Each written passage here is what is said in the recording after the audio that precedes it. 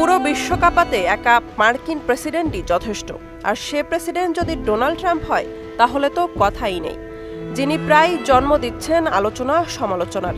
নির্বাচনী প্রচার প্রচারণা থেকেই নানা মন্তব্য করে হয়েছেন সমালোচিত। নির্বাচনে বিজয়ী হওয়ার পর মন্ত্রিসভা নিয়ে হয়েছেন বিতর্কিত। নানান সমালোচনার মধ্যেই ইতিমধ্যে ক্ষমতা গ্রহণের 50 দিন পূর্ণ করলেন ডোনাল্ড ট্রাম্প।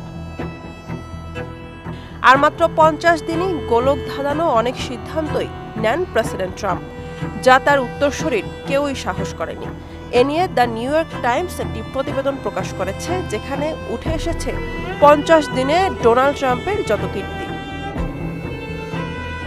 ক্ষমতা গ্রহণের পরপরই পানামা খাল, গ্রিনল্যান্ড, গাজা, এমনকি কানাডাকে নিয়ন্ত্রণে নেওয়ার হুমকি দিয়েছেন ট্রাম্প। গাজা নামে ভিডিও বানিয়ে সমালোচনার মুখেও পড়েন তিনি, কিন্তু সমালোচনার তোয়াক্কা ট্রাম্প করেন না। মার্কিন অর্থনীতির জন্য জোক আখ্যা দিয়ে কর আরোপও করেছেন মিত্র দেশের উপর। এতে কানাডার উপর মার্কিন প্রেসিডেন্টের শুল্ক আরোপ নিয়ে পরস্পর বিরোধী ঘোষণায় আর্থিক বাজারে অস্থিরতাও দেখা যায়। সুদবিহীন ব্যাংকিংয়ে আত্মশুদ্ধির পথ এনআরবিসি ব্যাংকের ইসলামিক ব্যাংকিং আল আমিন।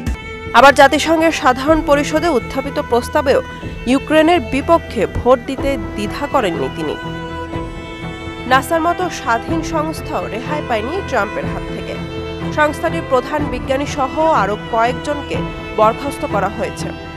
বিবিসির বরাতে জানা যায়, কেন্দ্রীয় সরকারের আকার কমাতে ট্রাম্প প্রশাসন শিক্ষা বিষয়ক দফতর থেকে প্রায় অর্ধেক জনবল ছাঁটাইয়ের পরিকল্পনা করছে। যুক্তরাষ্ট্রে অবৈধভাবে থাকা অভিবাসীদের সম্ভাব্য গ্রেফতার ও আটকের মুখোমুখি হওয়ার পরিবর্তে একটি অ্যাপ চালু করেছে ট্রাম্প প্রশাসন।